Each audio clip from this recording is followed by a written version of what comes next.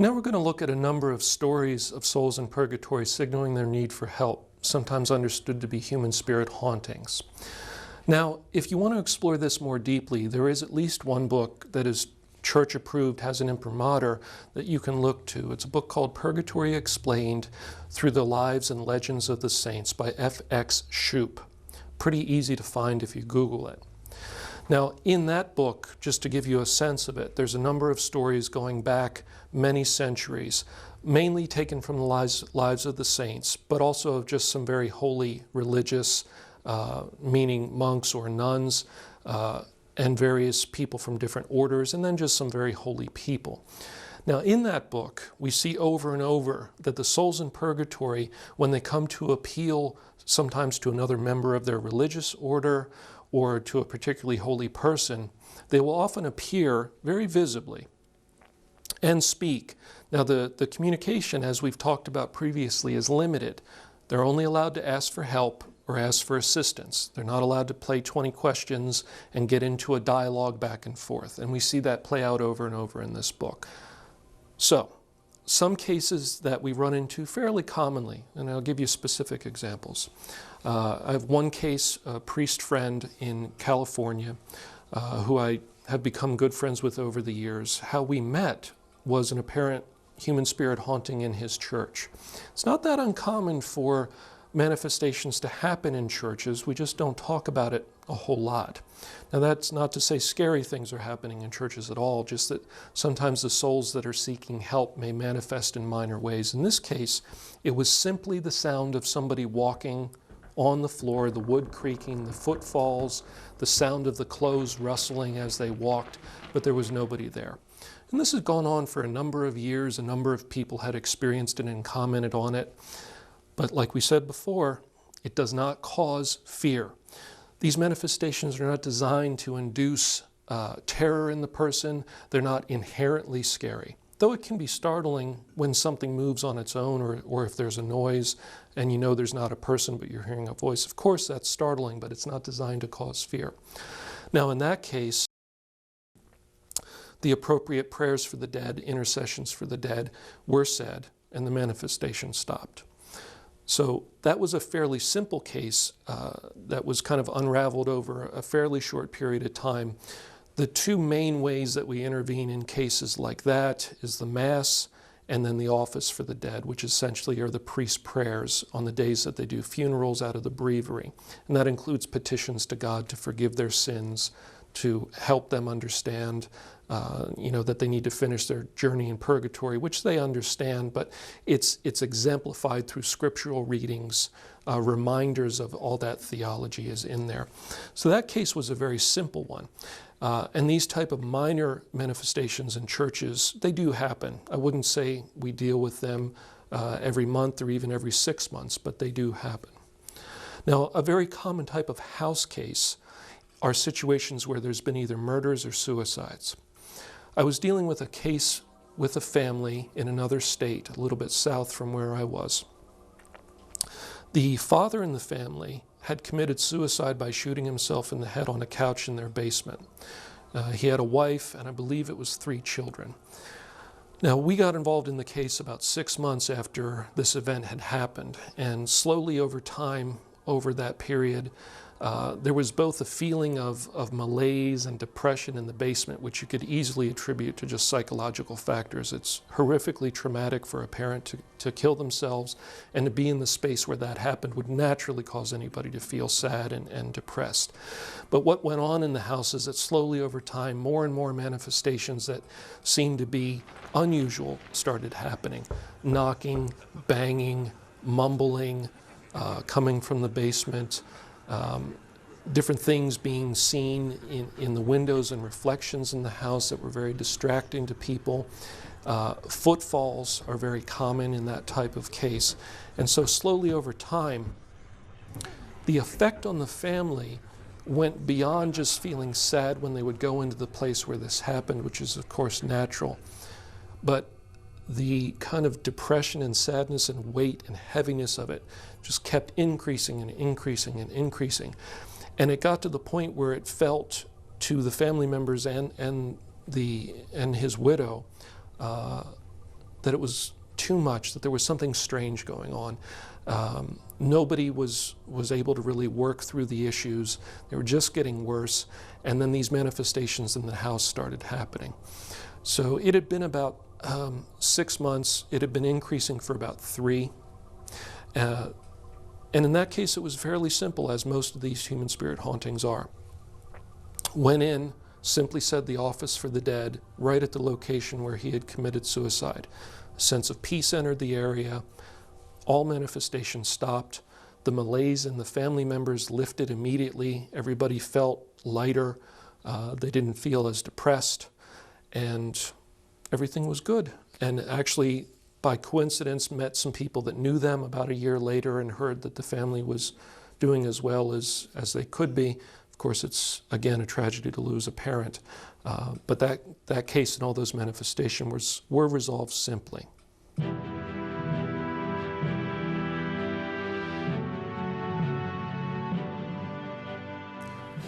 Another case that I worked on that seemed to be pretty clearly a human spirit haunting was the result of a murder. And in this case, there was a woman who had been very loving and caring towards a number of troubled youths in her area. And this one young man who got mixed up in some criminal activity and criminal lifestyle had often appealed to her for some guidance and comfort when he was in trouble or mixed up with this stuff. And she had been very kind to him and very Christian in her approach to him. Well, one night he got mixed up in some trouble again, and he was gunned down running to her door for solace, and he actually died on her doorstep, the front door of her condo. Well, within a month, a number of manifestations started in the house, in her home, particularly in the room right near where the death had occurred. There was noises in the house. There were dark shadows seen moving through the house. There was banging, and there was also a sense of presence. So in that particular room, when you would go into it, it felt extremely heavy and weighted down, a sense of despair, in addition to the knocking and banging and shadows that she was seeing in the house. This case was a little more difficult to resolve than the church case or the suicide. It took a number of visits, and it didn't have a sense of complete peace even after that. And that brings up a point with human spirit hauntings.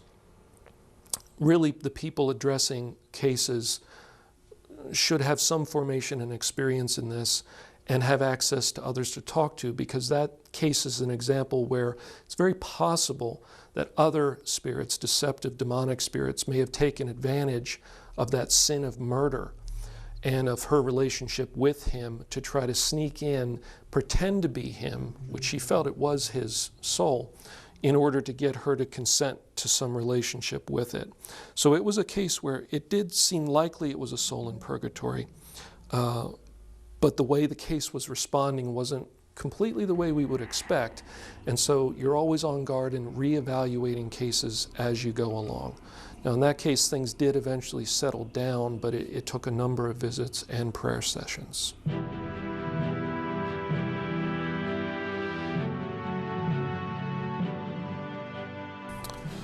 Now, there's a number of cases the church has addressed that happen in seminaries or rectories where the priests live. And this can occur, I think, more commonly because there are priests present in these places. And so it is probably more acceptable and allowed by God for souls to petition priests and religious for prayer and assistance than it is for the petition towards us, the regular faithful. That's just a guess, though. We can't be sure. But I have seen a preponderance of cases of what seem to be human spirit haunting, souls in purgatory, manifesting in rectories or seminaries. So one case that was shared by a priest who has provided training in this area, this was not my case, but I think it's a good illustrative case. There was a priest living in a particular parish who, when he died in that parish, at that rectory, unbeknownst to the other priests that he was living with, had a number of mass intentions slips in his desk that had never been fulfilled. After he died, there was immediately knocking, doors opening and closing, primarily knocking going on in the house to the extent that they couldn't explain it, they couldn't find an explanation. It started right when he died. Now the priest investigating that had a lot of experience in this area and walked in and said, "Are you Pastor so-and-so?" And it immediately knocked twice, and he then asked it if he was in purgatory. It signaled yes. And then they figured out through looking around that all these mass intentions had been unsaid. The bishop in that diocese disseminated those mass intentions out to multiple priests so that the masses were said quickly, because there was quite a few. After those masses were said and that debt or that obligation was fulfilled, all manifestations stopped in the rectory. So there's a number of situations like that we see where a priest's duties as a priest are very important. And not only is a priesthood important in terms of the petitioning of that soul, more commonly in churches, in rectories, in seminaries, to people that are involved in the religious life and the priesthood, but also priests themselves seem to be held to a very strict standard for performing their duties of the priesthood, and in this case related to the mass intentions.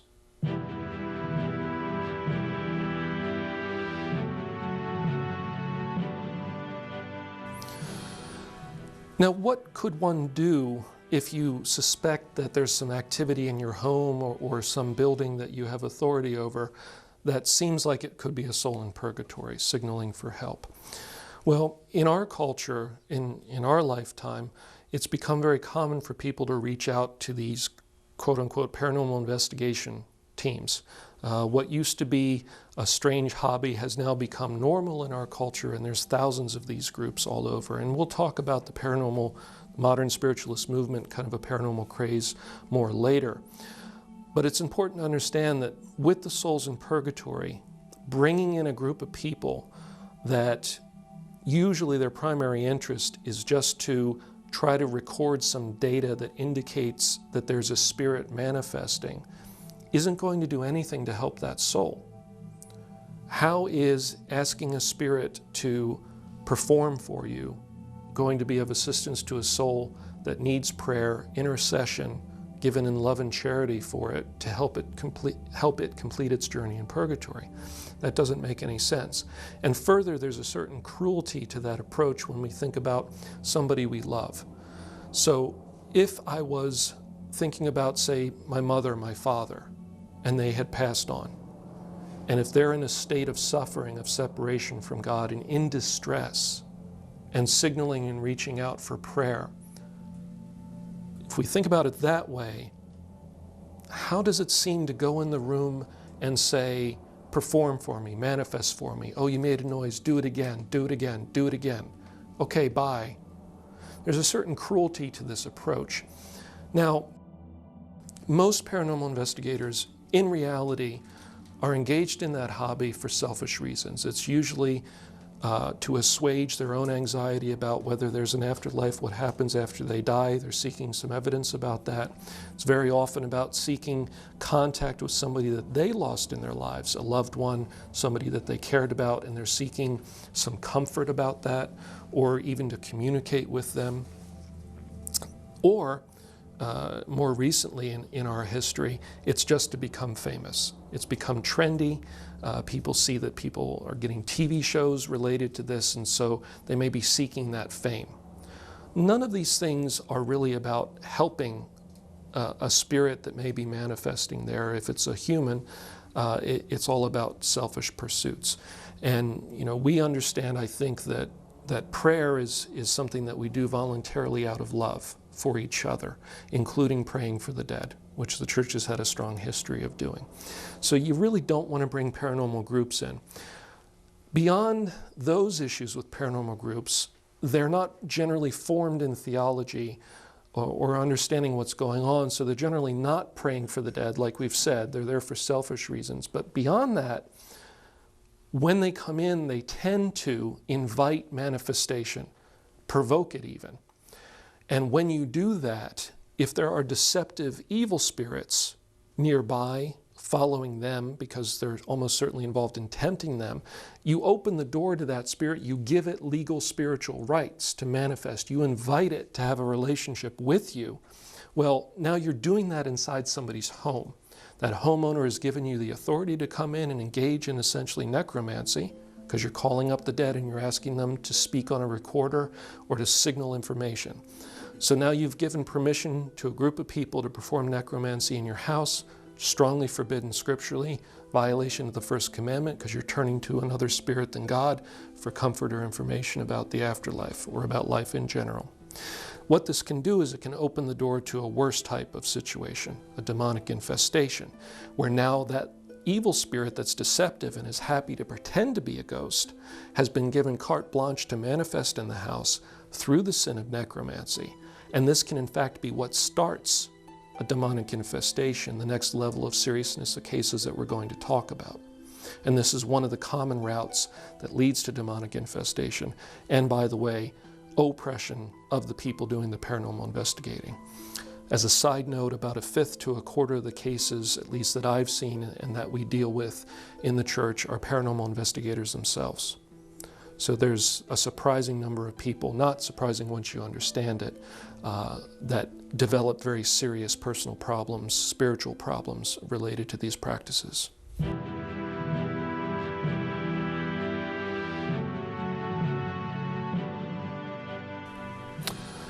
So if we shouldn't call paranormal investigators, who should we call? Well, it's very obvious, I think, that I would suggest that you talk with your pastor in your parish. Let them know what's going on. You don't want to paranormal investigate in your own home. You don't want to try to get recordings of these things, invite them to manifest in your home in order to document something to go to your pastor with, because you're engaging in possibly overstepping the line in a necromancy yourself then, and that can compound the problem as we just discussed. So you want to do is document, write down what's going on. Don't invite more manifestation. You want to document or be able to summarize with your priest what's going on in the family. Are there a lot of stressors in the family lately? Has there been major change or trauma within the family? Understand the background. Is there mental illness in the family? Is there physical illness in the family? All these things are useful to try to rule out any mundane explanations for things. And then go to your priest, go to your pastor, and explain, this is happening in my home. Is there any way that you can help us? And hopefully they will be able to visit you and have the time to come and pray and say the prayers. I would suggest that in general it's a good idea to bless your house. So if your home hasn't been blessed thoroughly, meaning going through all the rooms, all the closets, attic and basement if you can get to them, with holy water and at least a little bit of incense along with a formal house blessing, that would be a good time to do that. And that to an extent will kind of clean the slate if there's some deception going on. That doesn't necessarily drive out demons, but it helps clean the slate a little bit, and it'll give the priest some feedback. If there is demons present, they may manifest at that time. So that's something that, should be done, and it can be a good diagnostic.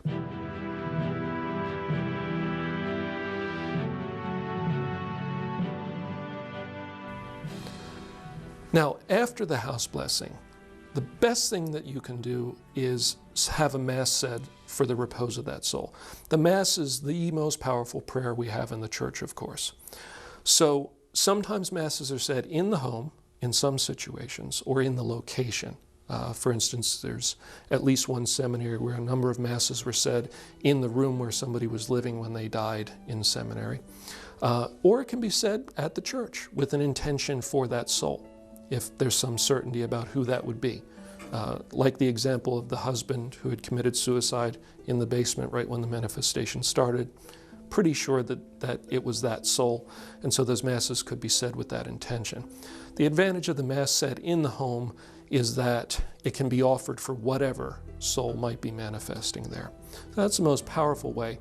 In addition to that, the Office for the Dead is a wonderful thing to say. even if only part of it is recited for that soul and maybe the rest is completed later. Generally, human spirit hauntings are resolved fairly quickly, meaning 1 or 2 visits, maybe 1 mass said, and it generally comes to a close.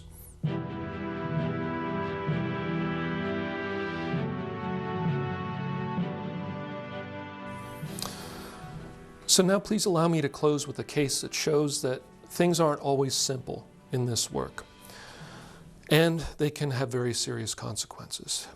There was a case I was sent to investigate where a couple who had gotten involved in paranormal investigating as a hobby with no particularly negative motives, and were enjoying that as a hobby and enjoying the group, bought the equipment, and they were doing this activity. Apparently there was a house where a pedophile had hung himself and killed himself. I don't know how they got access to this house, but it apparently had activity in it. Now, whether that was human spirit in purgatory, whether it was a damned soul, which is a little bit of a complicated issue, but damned souls essentially are property of Satan, as the demons are, and so it's possible that they're mixed in with the demons in demonic manifestations, or whether it was a demon that perhaps had incited the various temptations in this person that they had succumbed to ultimately through the sin of murder of self. We don't know. But the manifestations were not, to my understanding, overtly demonic or destructive or terrifying, but they were enticing to paranormal investigators. Well, they went in there, and the wife and the couple explicitly opened herself as much as she could emotionally, spiritually, however one imagines that, and invited whatever was there to interact with her. She felt something gravitate towards her immediately, and it seemed to stay with her and followed her and her husband home. It ceased to be an investigation of some location, but now it was in their house. They had a number of issues in the home that were actually quite serious. They were very disturbed by this, and they didn't seem to be able to get it under any kind of control. And they reached out to the church for help. So that situation luckily resolved pretty quickly with prayer. But the biggest part of that resolution was more catechizing, or basically educating the people on how all of this works, and how the act of inviting and opening yourself to a spirit explicitly, particularly in a situation like that where it's not really clear what's going on. And to this day, I can't be sure what it was that gravitated towards her in that home. One of those 3 situations it was: soul in purgatory, damned soul, or a demon, or some combination of those. But it does seem that something very destructive and harmful gravitated towards her, in the sense that what was going on in their lives was disturbing, and it seemed to be related to some of those sins, in the tinge of it all. So we have to be careful to not too quickly say, okay, cases are simple, they're clearly either in this box or this box or this box or this one. In reality, it doesn't always work out that way. In reality, there's multiple things going on at the same time in some situations, and in reality, the resolution isn't always completely clear. Sometimes we have to work at these things, we have to discern, and it takes time. And in the midst of all that, there can be a lot of suffering going on, as it was for this couple. Now, when things were resolved, they did make an immediate and firm commitment to stop the paranormal investigating. They were terrified of it, and all of the equipment was in a garbage bag on the front porch. So that one ended well, but I'm aware of a number of cases of paranormal investigating that didn't. So thank you. In our next segment, we're going to be taking a closer look at actual cases of demonic oppression, when people give rights to demons to affect them.